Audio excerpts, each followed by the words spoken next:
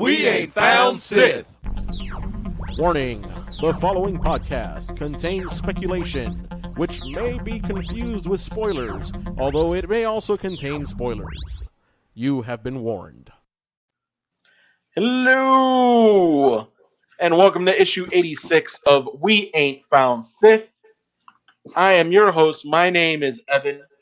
I am joined, as always, by my co-host, Pedro. Nani? Joining us once again, semi-regular co-host, Raul. Oh, damn, Blue Oh, the Blue Steel. Oh, my God. He nailed it. And joining us for the first time in a while, our favorite commenter in the Facebook group and resident musical expert, G-Money himself, Gianni. What's up, guys? Hey. I'm boring on the. I can't beat Raul's intro. You know, I can't do it. No. I mean, who can? Other than Derek Zoolander himself. Or that guy Hansel. He's so hot right now. So hot right now. Gianni, you are a resident musical expert. You said, when are we going to do another music episode? Well, it is time. We are doing not just one. We are doing a series of music episodes in what will be this year's March Madness tournament. Last year, if you recall, I believe our March Madness tournament was all about TV shows.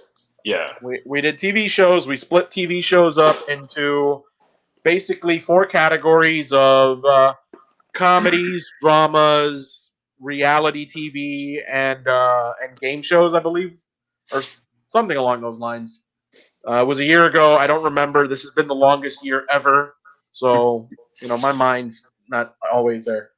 But anyways, this year we decided, you know what? We haven't done music in a while. We haven't really been too creative on what we want to do our bracket. This year's bracket, we're doing music from movies, specifically songs, not musical scores. So every song on our list is a song. It is something that would have been played on the radio. The rules were pretty simple. The song had to be from a movie. It did not have to be written for the movie. It just has to have been something that the movie popularized into basically radio play. It got really hard for the last decade because I don't know anybody that has a radio for the last decade. I have no idea what's been permeating. But anyways, we collected a ton of names. We put the polls up on our Facebook group. Our audience, in the Facebook group, voted for each bracket. The top 16 are here in these brackets. We have broken them down into categories by decades and eras. Pretty much every 2 decades consists of an era, starting with the most recent 2 decades and working our way backwards. Although when we got to the 40s and 50s, we said, you know what, we should throw the 30s in there too, just to kind of expand our list. Today, we will be going through the 30s, 40s, and 50s bracket, the top 16, and we will be going through that bracket and whittling down to a winner. That being said, gentlemen, any questions? No. All right. I gave you the rules pretty much at the beginning. I will be presenting you the matchups. I will not be voting. There are 3 of you, and therefore there will be 3 votes and should be no ties. And may the best song win. All right. So moving into the 30s, 40s, and 50s bracket, our number 1 matchup versus our number 16 seed. Over the Rainbow from 1939's Wizard of Oz versus Zippity Doo-Dah from 1946's Song of the South.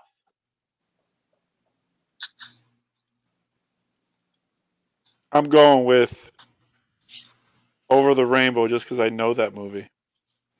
Okay. Zippity Doodah is racist, so I'm going with Somewhere Over the Rainbow. I was.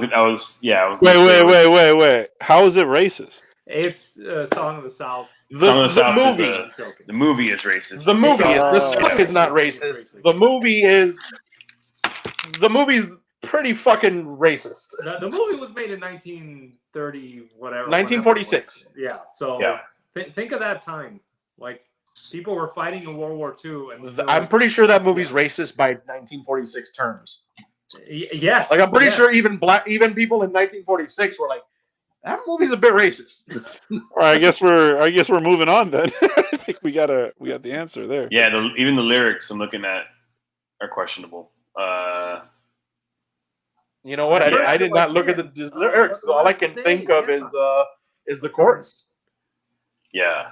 Yeah. That's because everybody just knows the chorus. But yeah, when Raul said it, I was like, that's exactly what I was going to say. Yeah, I know for sure that Song of the South is, look at the name. Song Yeah. of the South. It should be called just Song of the Racists, or Racist of the Racists, or just racist. just The more amazing thing is the fact that like somehow Disney was still using that song in its marketing into like the 90s.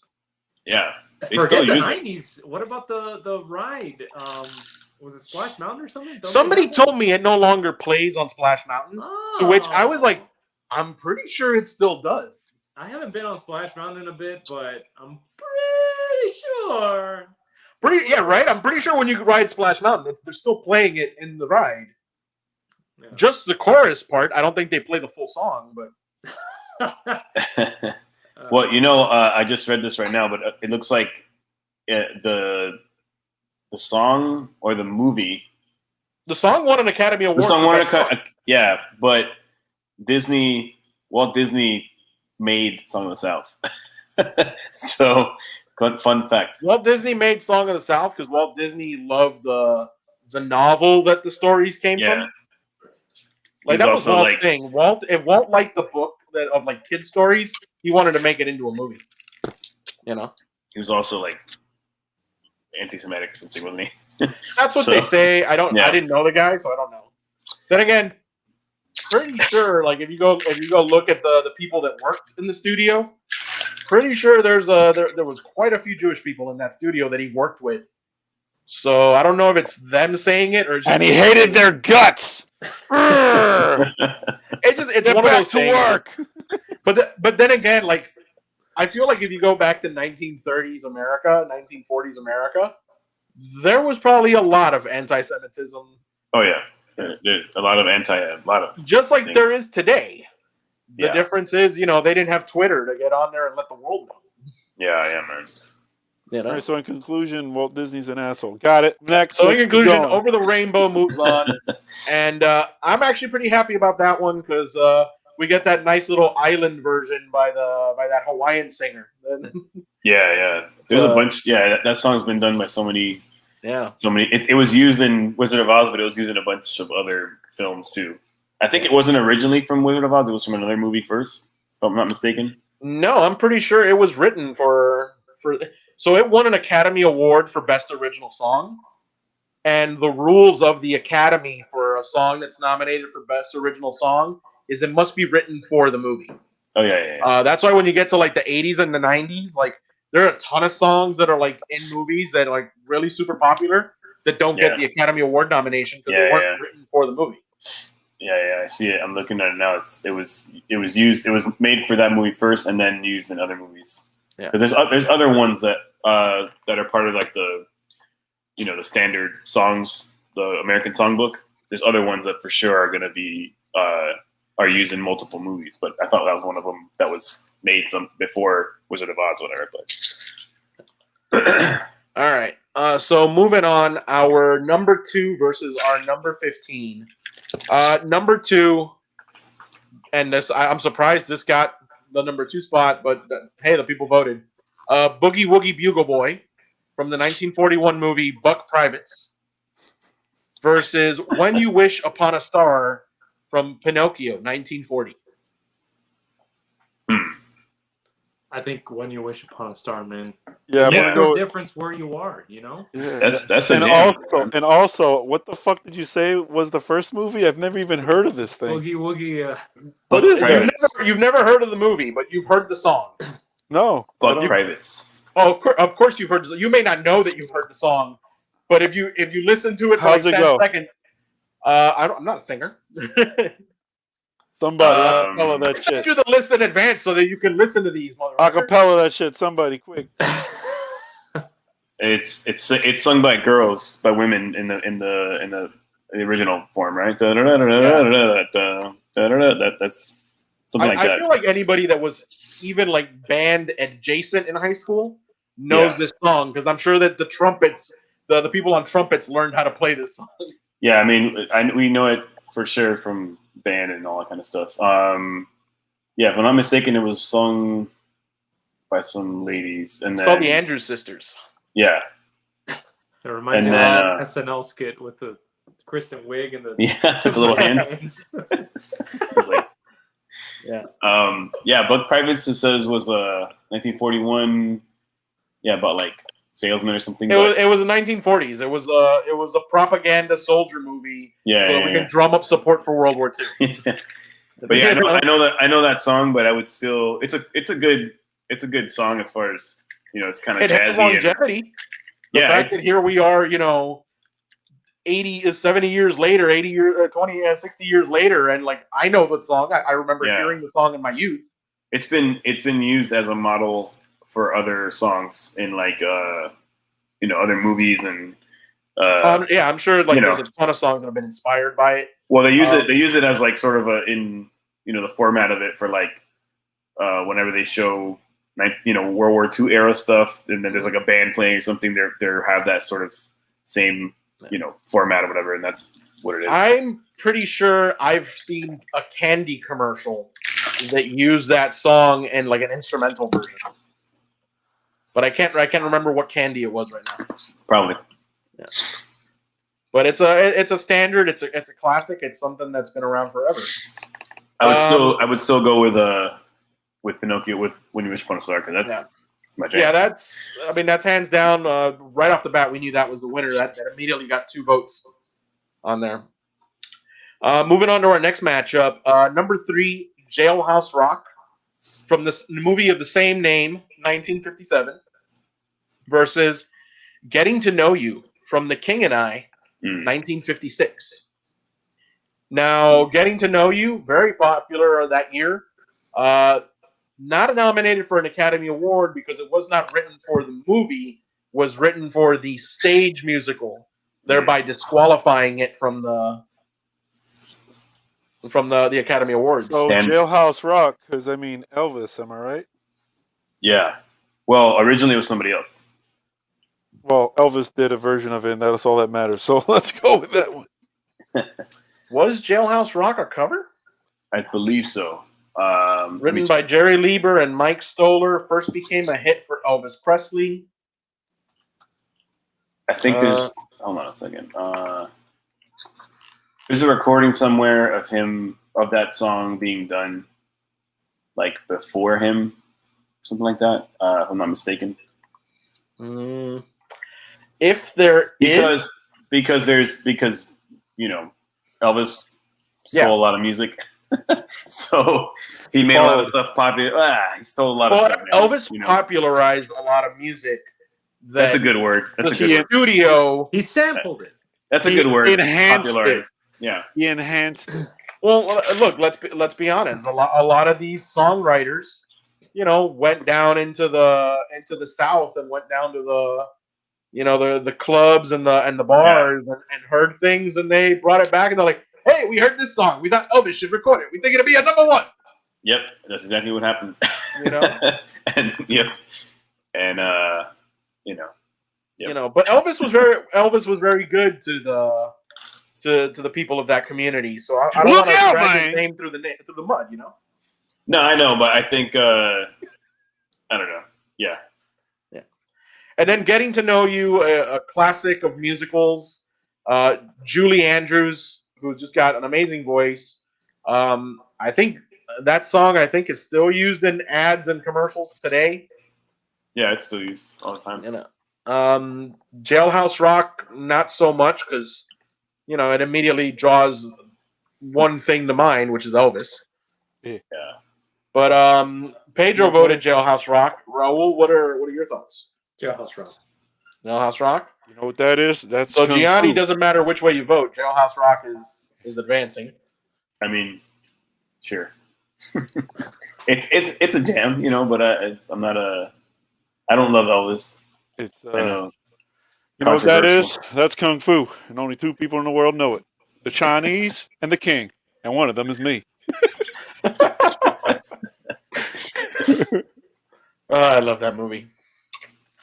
Our next matchup is number 4, The Way You Look Tonight from the movie Swing Time versus Whatever Lola Wants from the movie musical Damn Yankees, 1955. Original version of The Way You Look Tonight, Fred Astaire for the movie. Song would later be popularized to hell by Frank Sinatra. Yeah. And then covered, countless times. Most recently by like Michael Bublé.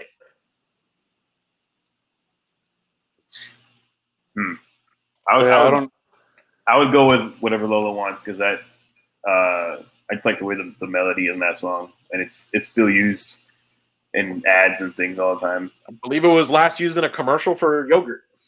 Probably. They always throw it in somewhere. The Way You Look Tonight was in, or a version of it was in an episode of Deep Space Nine, or was it was used a lot in. It's been used a lot in a lot of things. Well, it was used a lot in Deep Space Nine and Star Trek. So I gotta. All right. Star Trek. Star So Pedro, we're down to you on the tiebreaker on this one. Yes, the second one. I don't know, bro. I don't know these songs. I don't know these songs. 30s, 40s, and 50s is a bad time for me, bro. I don't know. I know Elvis.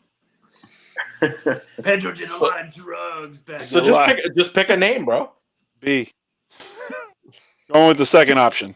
Is that Whatever Lola Wants? Sure. Let's go with that one. All right. I like the name Lola. They ruined the bunny, though, but whatever. What are you going to do? Oh, the cartoon bunny that never existed in the first place? Yeah, they ruined it. They ruined it. We talking about that again? You're upset she's... I'm so heartbroken, guys. You don't even understand.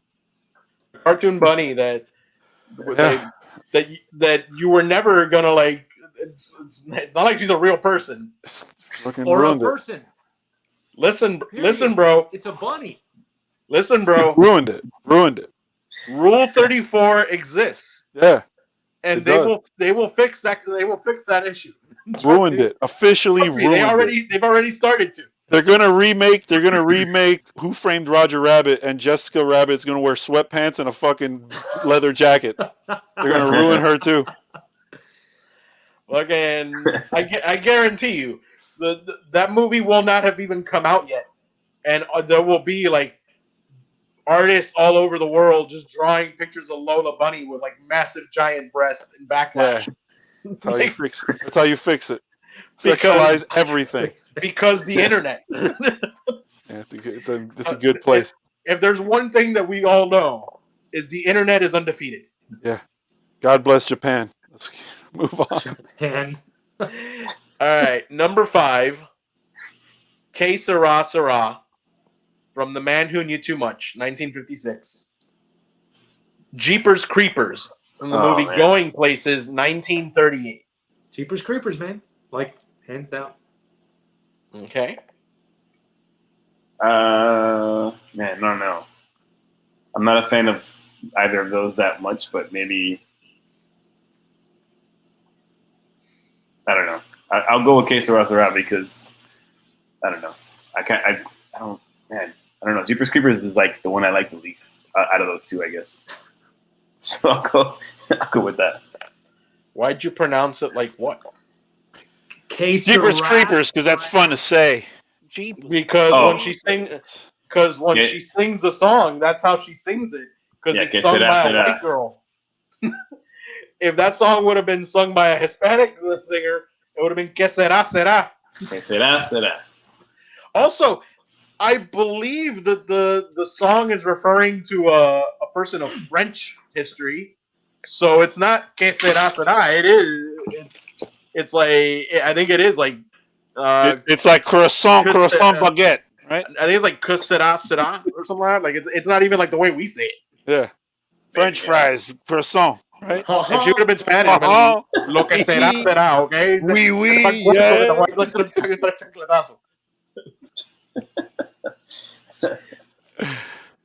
Shit. So Pedro, what was your vote? The Jeepers Creepers. I don't know. All right. I don't know any of these songs. A song that has not only been covered multiple times, but also spawned a horror movie trilogy, Oh yeah. Oh yeah, it's true. A or trilogy? at least 2 movies. I don't know if it was a full trilogy. I saw one. I know. Yeah, I know there's one of them, but I know there was a Jeepers Creepers 2. probably like straight to video. Maybe, probably most likely. Those are ironically some of the best movies ever because they're so fucking Our cheesy. next matchup is number 6, Once Upon a Dream from the movie Sleeping Beauty versus Hi Ho from the movie Snow White. Your boy's going with hoes all up in the club. Oh my All god. right. Hold on. What was it again? Hi ho or what? Bro, Hi legit, Ho or Once Upon a Dream. legit. Those are two of the absolute worst Disney movies ever made. Granted, they're the first ones, but they are god awful. They are so bad. You could see when they reused the same animation. for some Yeah, of those scenes. those are fucking horrible movies. But They were also completely made by hand in the 1930s does when not like they matter. were inventing the technology that it took to make them. Does Not not good enough. matter. I'm gonna go with the Sleeping Beauty song with Once Upon a Dream. Once Upon a Dream. Yeah. Okay. Who was the did it like recently? For Was recently done by Lana Del Rey Lana Del Rey. There you go. soundtrack, Yeah. but she I like made that. it all like Dark and emo. slow and creepy. I love it. Yeah. Yeah. I mean, in a movie where there's like a fucking coma, a girl in a coma, and some creeper is just making out. That movie's weird, guys. Let's just be real. The story's weird. Yeah, everything Yeah. about that movie is weird as fuck. All those stories are like. Yeah. Homeboy's Oh, fighting a right. dragon that used to be a woman. He's a. You know, Are those also from the Grimm books? Yeah. The Grimm like stuff. Yeah. Right. I Yeah, believe but they're so. they're like really nice because they're supposed to be super brutal, Yeah. Yeah. That's but they're not. What They're do you boring. say, Raul? Raul, you're the tiebreaker here. Hi ho. Well, there you go. Hoes in the club getting tipsy. What? You know what I'm saying? All right. Hi ho, it is. Which brings us to our next matchup. Whistle While You Work from the Oh, man. 1937 movie Snow White. And Cheek to Cheek from the Hold up. 1935 movie Top Hat. Hold up. Snow White is in there twice. How? Snow White's in there twice. What? There was no rule that only one song per movie. This is, That's not fair. Wait. So what is it? It's cheek to Whistle cheek While You Work and whistle while you and Cheek work. to Cheek. I believe I mean, Cheek to Cheek I mean, is another granted, this is the Fred Astaire 1930s. There's like nothing going on, so you're They're like, yeah. They're like, look, a movie. yeah. And for Yeah. sure, it's going to be a musical because that's all they understood back then. We're gonna do not Disney, so the other one. Cheek to Cheek. Yeah, I'm because gonna that go with. that sorry. fucking Snow White movie is pretty bad, guys. It's pretty bad. I'm gonna go with Whistle While You Work only because it got used. The melody of it got used for like a hip hop song that was like Yin Whistle While Yang You. Twins. Yeah, Whistle While You Twerk. Whistle While You Twerk. So I think that's hilarious. But All right. And that Cheek to Cheek is alright. But yeah, I would go with the Snow White song. All right. Same. I mean, two songs that Same. reference twerking, so I mean, you know. All right. Raul's Oh. also going with Whistle While You Work. All right. And our last matchup for the first round is White Christmas from the 1942 movie Holiday Inn and That's Amore from the 1953 movie The Caddy. Oh, which is a Martin Lewis movie. So Oh, it is- see, it is those- the Dean Martin version. Those songs I know. Yeah. yeah. And Can you pull up the brackets on here? Or, like just where we're at right now. no, just so I- we could have. No, Like a doesn't visual matter. I mean, I'm just working on a spreadsheet. Oh, never mind then. I think That's amore, bro. Because pasta, you know what I'm saying? yeah, All that, right. that's Amore's the jam, man. Yeah, There's Dean Martin on that, right? that song Yeah, slaps, Dean Martin. boys. I love Christmas, man. I'm more of a sleigh ride guy, but I love the Christmas songs that came out of this era. Oh, you can vote for White Christmas. It's not I'm going to gonna win vote for because White they already voted for the other one. I'm gonna vote for White Christmas. I think I love White- That's Amore, but Yeah, White Christmas is a good Christmas song. Which, by the way, so I don't know if you guys were paying attention when these brackets went up for voting, but it got a little bit heated for a moment with one of our members who was objecting to Zippity Doodah being on the list. There was no objection whatsoever to the song White Christmas. The song White Christmas is from a movie called Holiday Inn, in which Bing Crosby opens up like a little like bed and breakfast in which they celebrate every holiday of the year with like a performance. And on Abraham Lincoln's birthday, there's an entire performance in blackface Oh my god. in which Bing Crosby is in blackface. Oh my god. And Tastefully nobody done. says Tastefully shit done. about that movie. See, I didn't know. I would have been going off on that too, but I didn't know. I've never seen it, so Which was my thing was like, well, if I take Zippity Doodah off of the bracket, then by that rule, I must also remove White Christmas. yeah. But nobody said shit about White Christmas. It was just about Zippity Doodah. Damn, I didn't know. That's Yeah. I'm not surprised because a lot of those actors in that time just thought it was like normal. It's just what it was in that time. Like, They're like, and it oh, wasn't- okay, it over wasn't here. even- They're like, like, it over wasn't here, the even like scene. the actors. Yeah, Yeah, Yeah. like, Right, it's not like and- the actors were like, you know what I should do for this? I should be in blackface. It's like, no, Yeah. it was the fucking, it was the studio coming in and being like, oh, Well, on Abraham Lincoln's it- birthday, they should be in some blackface. of it was the actors because some of those guys had a lot of money and were like producing these films, so they could be in the films and they could sing in the films and whatever, and they'd be like, "I have a great idea, guys." well, the name gives it away too. It's not racially sensitive Christmas. It's White Christmas. So you should know, like going into it, what you're gonna get. Man, By the way, I believe to this day, they will show White Christmas on almost any movie, which was like a movie that was made later.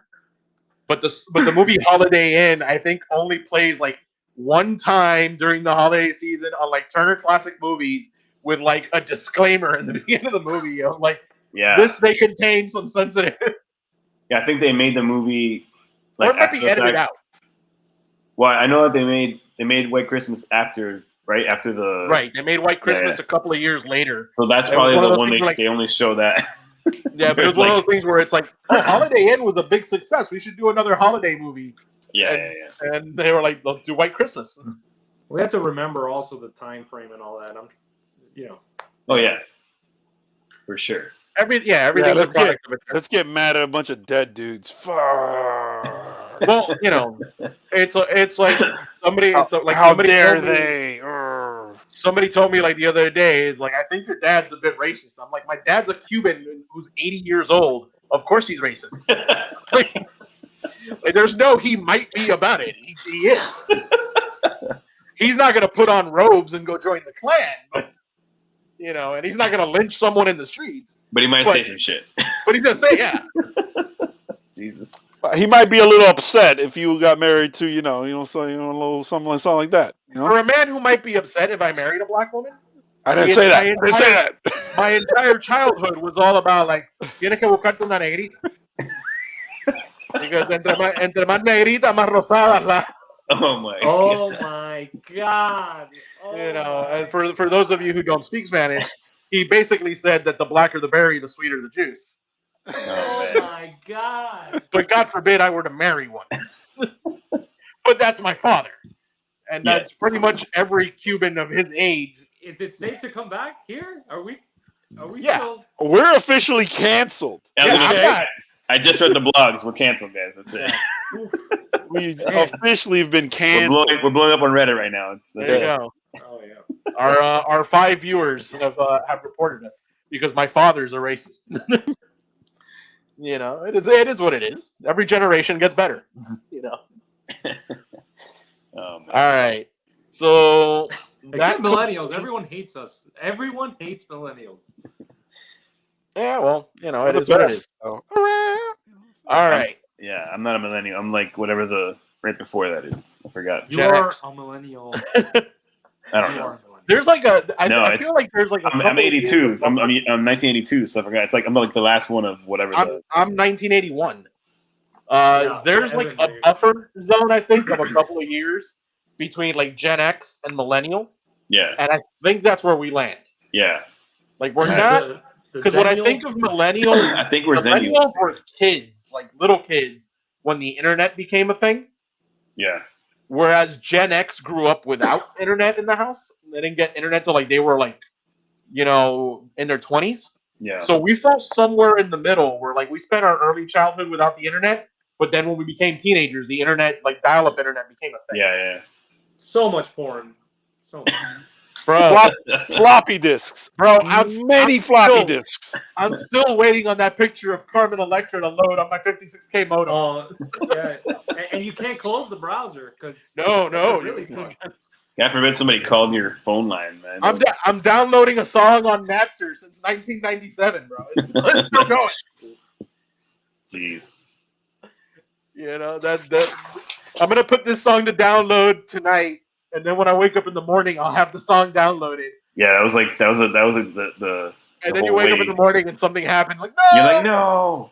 Or somebody touched the computer when you got home. You're like, Mom, why'd you do Big that? floppy donkey discs. Yep, absolutely. Nice throwback I- there, Gus. I remember the 45, but I was a child of the 3.5 era. Yeah, You man. know, it's a little sad. You know, our hard disk got a little smaller after my older cousins. Although theirs was floppy, so Man. Right, those are shores, but you know you're growers because you have more Yeah. space. You know. so yeah, you got a 4.5-inch floppy, but I got a 3.5-inch hard. But it takes up so much more space. You know. Like, Yeah. You know what I fucking saw the other day, and I went like, "Holy shit!" I remember that. I was watching like an old episode of The West Wing, and she pulls out a zip disk. Oh. Those lasted for like a day. A couple of years until Yeah. somebody invented the flash drive. Yeah. I remember they were used on Macs first, like for a while before they went onto the PCs. And by the time You they got had on the to have that- PCs, That Yeah. external drive that was purple. yeah, man. I think CDs came out before flash drives. They had Like, I remember they had positive about that. Like rewrite one of the But you like couldn't take a CD to school. yeah. I was Like gonna say- I had a zip disk for like specifically for college because I would come and like save things and then load them up in the school computers and stuff like that. yeah. In college, yeah, because in the early 2000s they were still being used. They were still Yeah. like yeah. I had a zip disk which was for school, but I didn't have a zip drive at home, so I couldn't use the zip Yeah. disk at home. What a pain, man. But I would go to like the computer lab at school, save everything onto that zip disk, and then keep on working on it. Yeah. Jeez. Yeah, bro. Those were the days. What was it? It was like 600 megs or something like that. Yeah, something like that. And the meanwhile, The first beat machine thing that I had, which Gus has seen before, it's this Yamaha sampler thing. It had a floppy drive, and a lot of the beat machine, production machines, whatever, in that time frame had floppy disks, and then they switched to zip disks for a while, and everyone was like, "Oh, these things suck," because you had to keep like I had a bunch of little crates of the floppy disks, and I had to load up like one beat that had like a bunch of little tracks on it, or whatever, like just the sounds and stuff. I had to put in like 2-3 floppies, and then hit play. It's like, okay, my one beat is on, And then after that, they finally switched to like compact flash and other stuff and SD cards and stuff. But man, I remember that when I was making music right out of high school and stuff, I was like, oh, I'm so excited about this, and I'm like, hold on, I gotta load my beat, and I gotta like put it in there, just wait for it, you know. And then it says like insert this too. I'm like, okay, but you know, God man, what a pain. Yeah, the day they came out with like that 1 gigabyte flash drive, that was like, oh, Dude, this is awesome. I have a little G drive, like 500 gigabyte little thing that's like it's like this big. It's the best. I love it. All right, so that's a nice little break of remembering. Let's move on. Number 1 versus number 9. Over the Rainbow versus That's Amore. Oh man.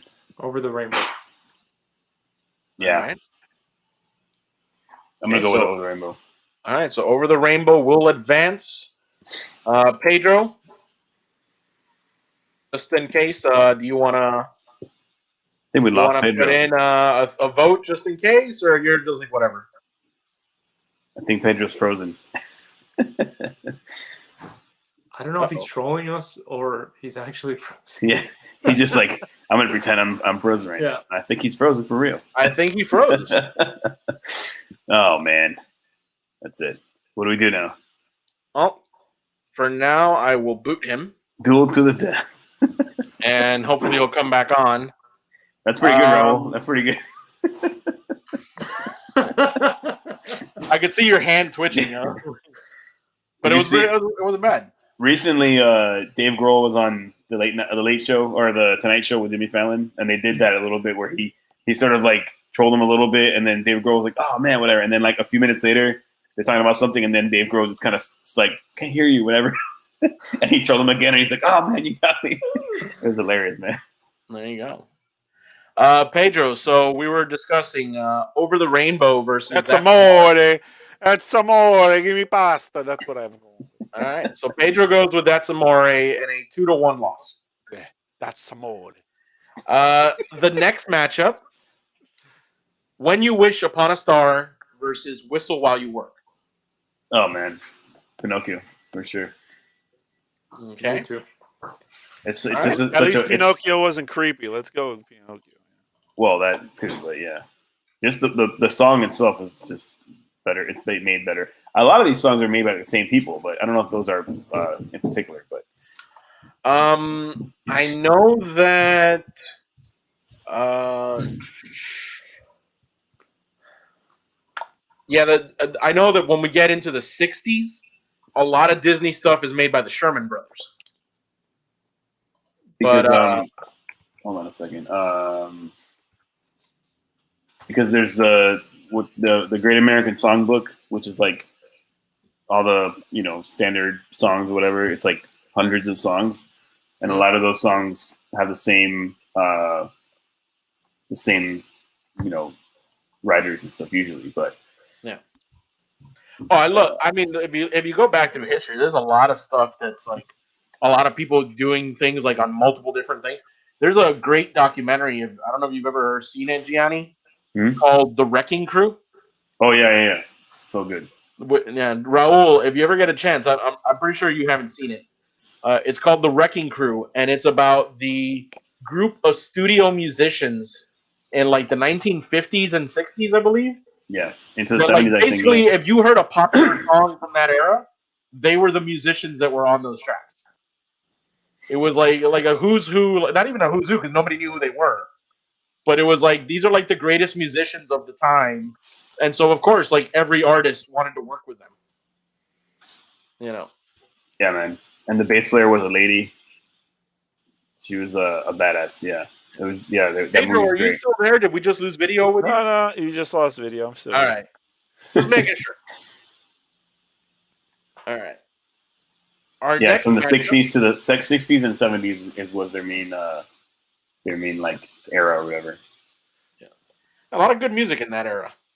Yeah. All right. Our next matchup, Jailhouse Rock versus Hi Ho. Ugh. Elvis. Ugh.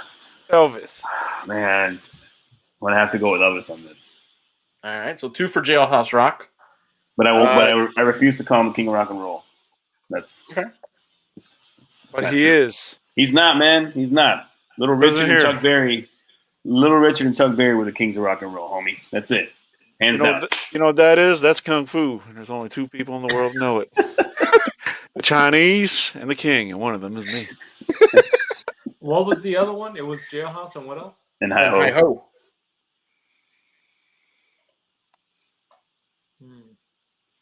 You know how we used to greet you, Raul. Just kidding. What? I said how we used to greet you. I mean, we've already got a winner, Raul. At this point, you're just voting for what you Hi like. ho! Oh,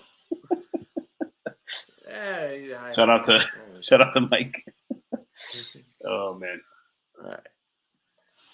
All right. Our next song up, Jeepers Creepers versus Whatever Lola Wants. Mm. Hmm. I'm going with Lola. Yeah. Yeah. So 2 votes for Lola. Yeah. I feel like Lola has more of like a Musical. it's got more like a bossa, like early bossa nova kind of big bandy vibe to it. So I lean more that way, I think, than the other song. So All right. I could dig it. Well, that's a song I can get into. Lola. All right. So it's a full sweep. dessert. All right. Moving on to the final 4 songs in this competition. Over the Rainbow versus Whatever Lola Wants. Ooh, Oh. Over the Rainbow. Over the rainbow, man. Hands down. No, That's man, it's it. Lola. Hands down, son. Oh, That's it. the Over the Rainbows have it. So That's that is our winner. the jam right there, man. That song, what makes it great is that it's written in like a simple sort of format, but it lets you expand on it musically, which is why every time there's another version of it, you can throw in a bunch of different color textures to it, musically speaking, because the chord structure is super easy. But that's why, like, you can make it jazzy really easily by throwing a couple of like 7s and 9s in there and stuff, and it makes it like this whole other, wonderful texture and stuff. Or you can make it catchier and like the dude did on the ukulele, the Hawaiian guy, whatever. So it's great, man. It's a great song. I can't listen to that version without crying every time. So I Yeah, try not to listen to it. But that's not always a bad thing. No, not a Oh, fan. that's always a bad thing. What are you No, talking it's not. Well, there are a number of songs out there that like give me like goosebumps or something like that. Like when you hear them, that like make you emotional. Yeah. You know? So that And goes they in the don't always playlist. make you emotional out of sadness. Sometimes it makes you emotional Yeah, so out that of straight grief. to the playlist. We're jamming it out at the gym. That's what we're doing. Come on, man. That's always a bad time. Shit sucks. Everything has its place. You know what? It reminds me. There was a show in the '90s called ER. Sure, Yeah. you guys Yeah. heard about it. Well, The final scene for Dr. Green. yes, goosebumps. Can't see Yeah. it. Goosebumps. Oh my god. Oh my god. I can't take it. I can't. I can't. Pass me the Xanax. I need it right now. Oh my god. There you go, man. Oh man. All right. All right. Jailhouse Rock, When You Wish Upon a Star. Oh. Jailhouse Rock. When You Wish Upon a Star, No, man. Get out of here. Get out of here. Oh, wait, this way. Ah. Yeah. So that's 2 for When You Wish Upon a Star. No, man, Jailhouse Rock. Mm-mm. No.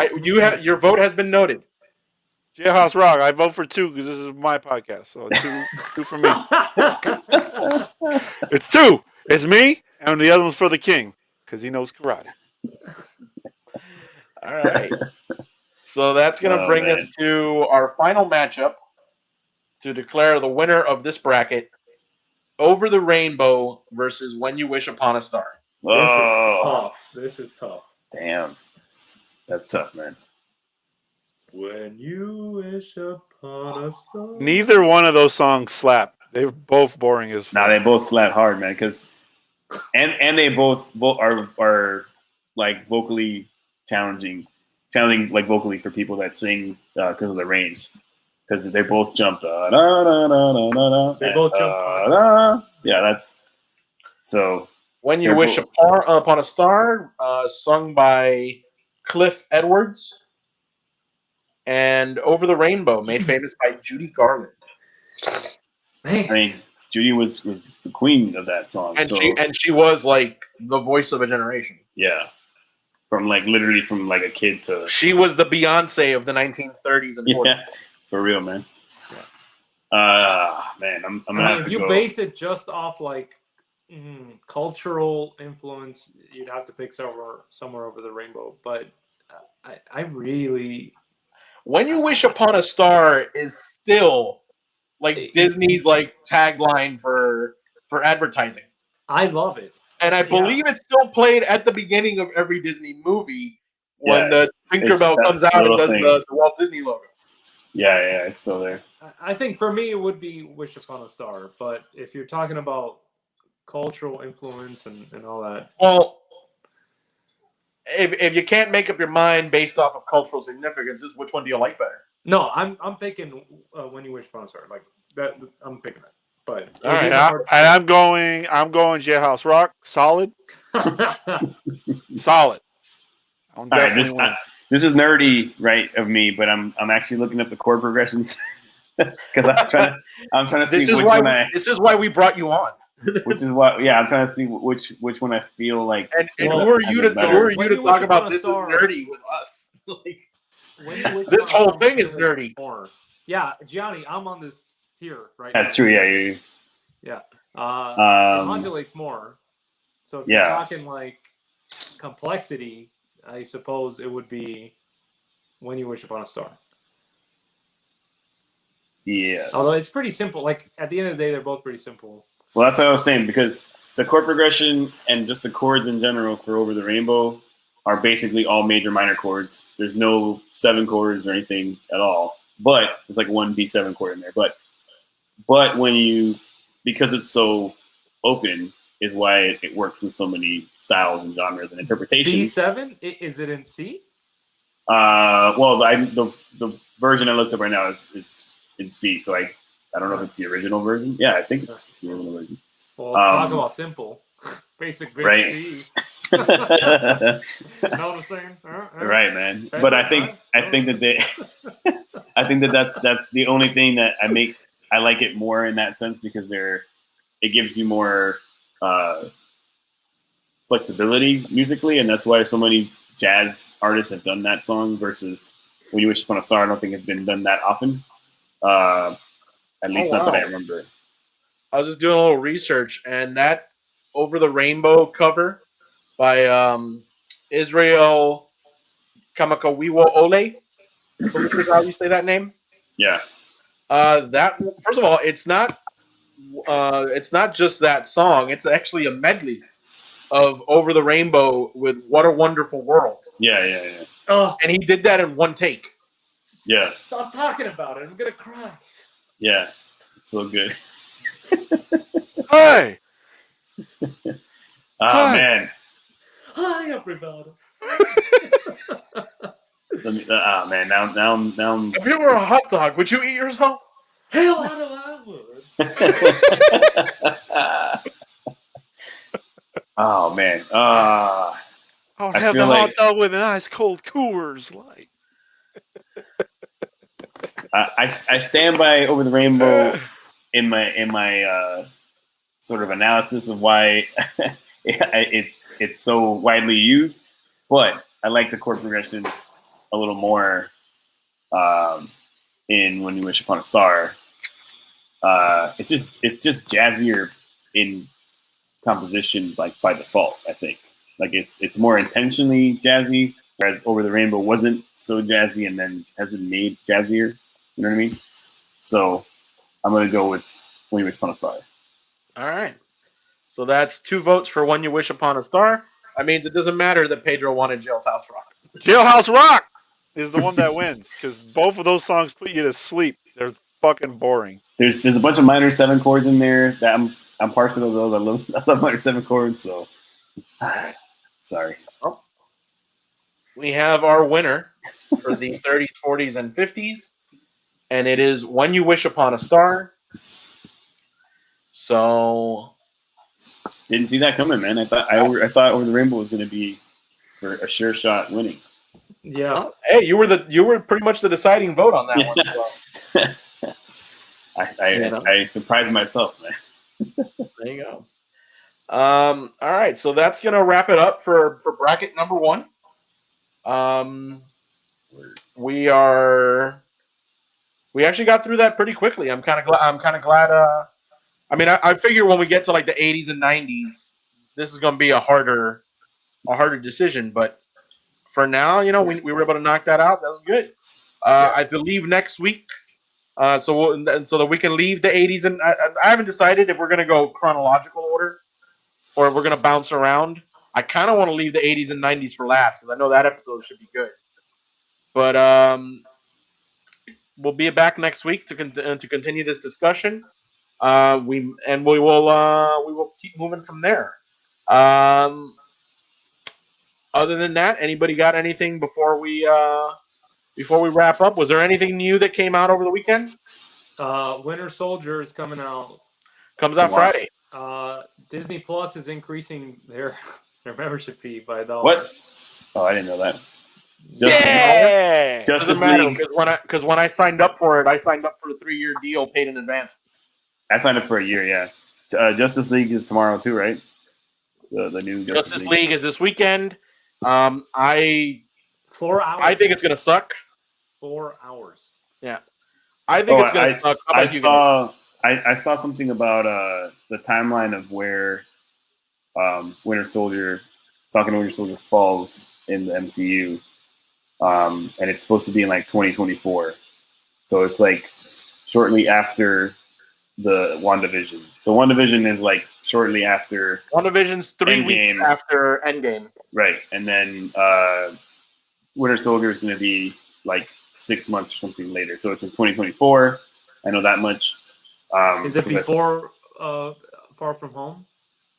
Yeah, or No Way Home, which is the Spider-Man.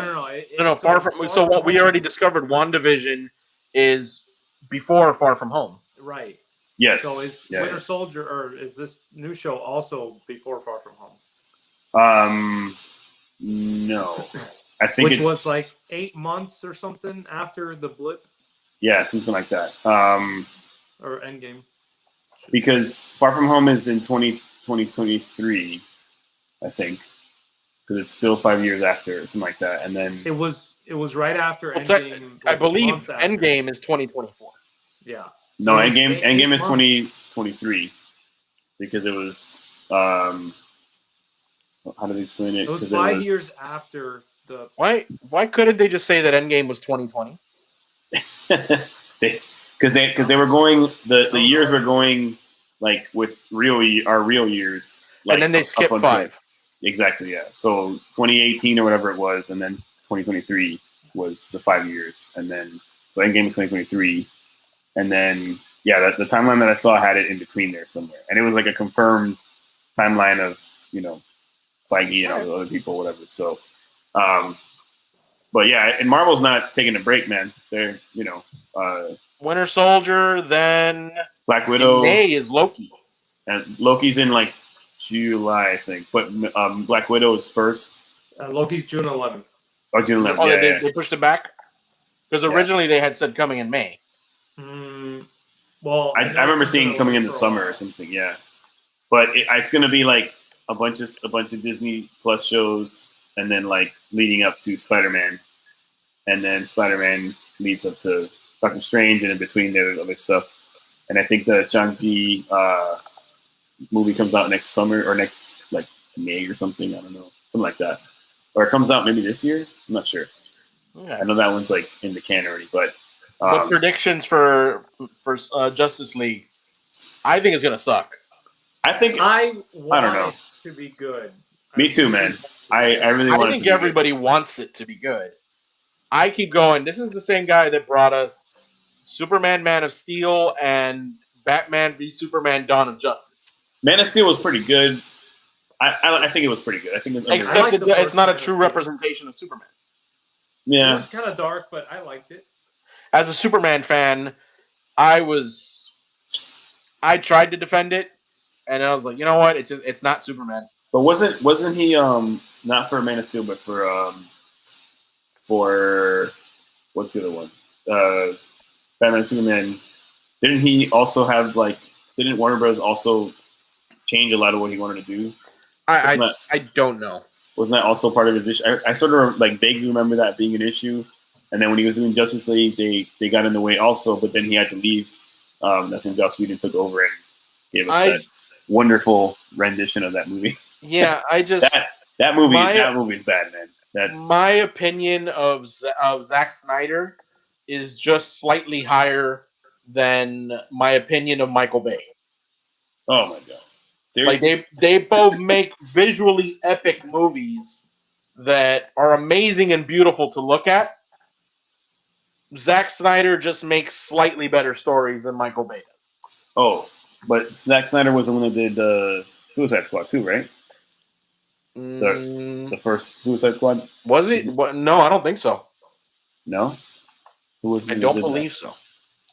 He may have been a producer. Because that movie also, I remember them, Warner Brothers meddling in that too. Because that's why everybody hates the Leto Joker, but there was supposedly more to his character and other characters, and then Suicide Squad was directed by David Ayer. David Ayer, that's what it is. But supposedly, I think that same thing happened to them on that movie. They were supposed to have better stuff going on, and Warner Brothers like kind of giving them. That movie was, hey, you know how Guardians of the Galaxy used pop music in their movie and like everybody loved it? We want you to do that with this movie. Yeah, that was Suicide Squad. I've watched that it was like only the commercials. I watched it like That twice. was the movie too. I think it's not Every bad. single character had to have a music video entrance. Yeah. Oh yeah. I think it wasn't that bad overall, but I think it could have been better. And I think Warner Brothers has a sort of a history for. I think the only thing they haven't messed up is Watchmen, the series. That series is fantastic. No, not you, Siri. See, Siri just. My phone was like, huh? But yeah, I think Watchmen, the series, is good. Well, yeah, but I mean, DC wise, different group. Yeah, DC wise, I think they haven't messed that up. And maybe like Titans and Doom Patrol, those are pretty good too. But movie wise, on TV has not been as bad as DC. The CW stuff, I know it's not like as it's more kid friendly and overall, but the CW stuff is really good. It used to be better years ago. Yeah, and they've been slowly going downhill. Yeah, it's just they got too much going on now. But it's just now every character has to have a romantic interest, and we have to. I was like, okay, with the Flash, like how many times do you kill this character and bring him back as a different every season? He's like, you think it's all good, Harrison and then, Wells, yeah, which I'm sure for the actor is fine because he gets to play his character differently every single time. But it's like, yeah, but how many times can you plausibly do that? Like, it's like first he gets killed because he was the bad guy. Then they bring him from another dimension, and he's still kind of a dick. Then they bring him from another dimension. He's got a French accent. I think it's cool. I think it's cool for them to, like you said, for the actors, they get to, kind of flex different muscles, acting muscles and stuff. But it's still they're kind of running out of. If there's anybody that can't complain about anything, it's that guy because he gets to play a different character every single season. And he's still on the show. For real, man. All the other people are like, man, I've been stuck playing this character for 4 years. Like, I got to play it. I'm the same guy, but I play a different version of him. Every now and then they're like, oh, I'm going to be the evil version of myself, and that's about it. Yeah. Their Crisis, Earth Crisis thing was pretty good. It was better than Justice League. Oh yeah, for sure. And I watched it kind of in bits and pieces, but I think it was overall. Their cool. crossover stuff is way better than. They had Lucifer and Constantine in there. They had the Superman from Smallville in there. They had everybody in there. So it was like, the fact they brought in Lucifer. They brought in it was like if you're a DC property, we're gonna tie you into this universe. Lucifer's a great show. If you guys don't watch it, it's fantastic. The only thing I didn't like was that they implied that the Kevin Conroy Batman who had become a villain was the universe 89, as in like the Batman 89 universe. And then I was like, but you showed earlier in the season like Batman 89 had freaking Robert Wool playing his like news reporter character in it, like Yeah. So do you get? I feel like Never mind. What? No, it's like it's everyone talks about comic book movies. No one reads the comics. It's a dying medium. So when they run out of comics to make movies out of, what are they going to do? One would hope they would hire writers and come up with new and original stories for That these. doesn't exist. That doesn't. Come on, man. Come on, man. They don't even make movies like that anymore. I don't know. It's crazy.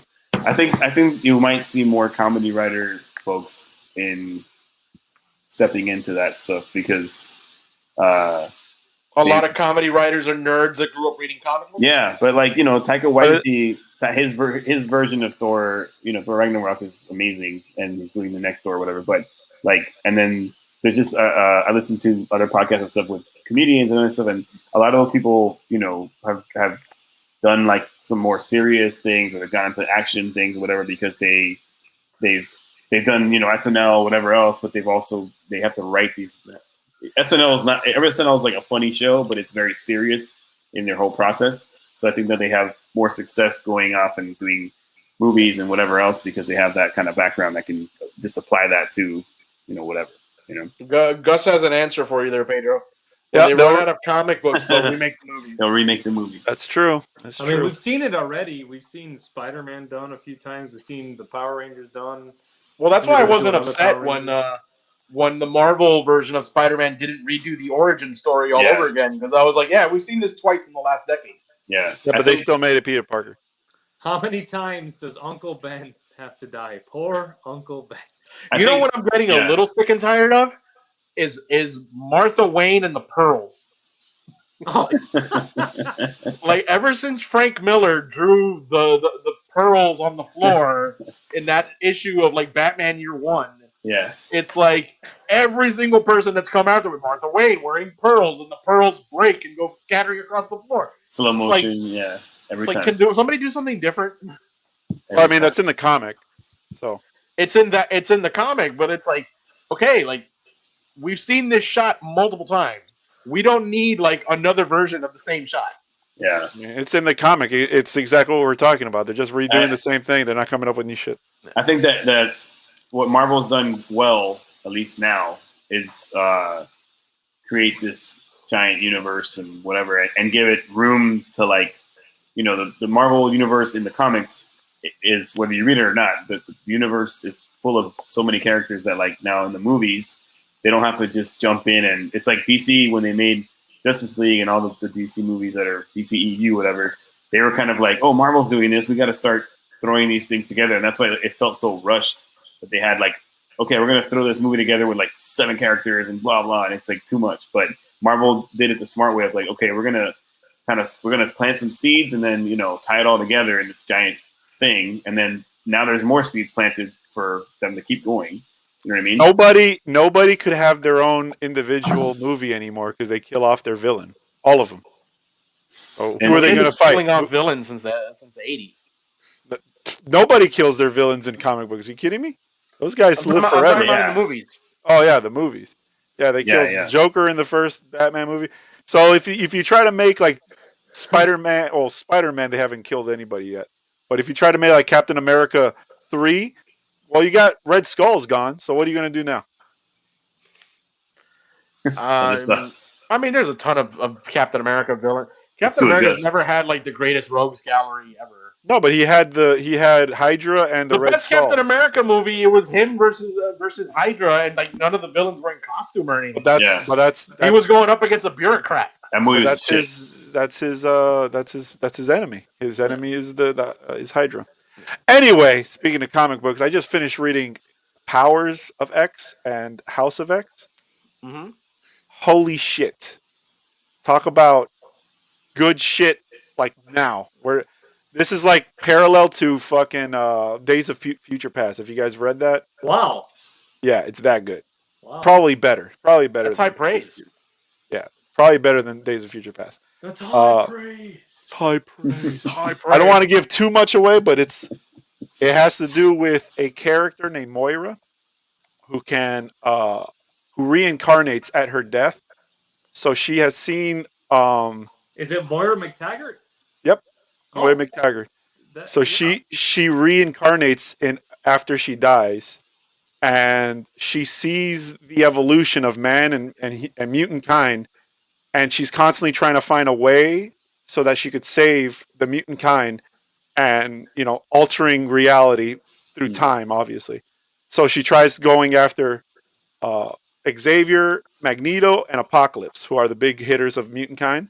And that's all I'll say if you guys want to read it. But yeah, her figuring out how to fix the timeline is through that, and it's pretty fucking epic. Sounds cool. Sounds The cool. crazy shit that you get, and the way this guy writes We it, all he love writes. time travel stories. Yeah. Well, I mean, X-Men it's parallel. It's synonymous with time travel. You have to have time travel with X-Men, or else it's not good. Yeah. That comic is written in year 0, year 10, year 100, and year 1,000. So you see like what's happening in each whatever. That's pretty cool. It's pretty good. It's pretty good. All There's right. there's one really good quote that that Xavier says to the people of Earth, and that it was the coolest line in the book to me. He gives like a whole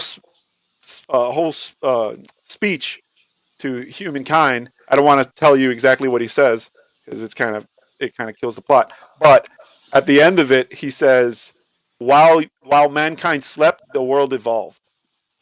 And I'll just leave it at that. And he's obviously referencing to mutants. All right. Well, that's going to conclude our episode this week. Hold up. Let me get it. The show's a cover. That's it. If you guys want to get it, All right. House of X. it's pretty good. It's pretty good. All right. All right. So that will cover us for this week. We'll be back next week. We'll discuss the next bracket as well as give our thoughts on Justice League. Maybe touch on episode 1 of Falcon and the Winter Soldier. Although we may save Falcon and the Winter Soldier and just do like a rundown of it when it's done. But other than that, we'll see you later, Sith Heads.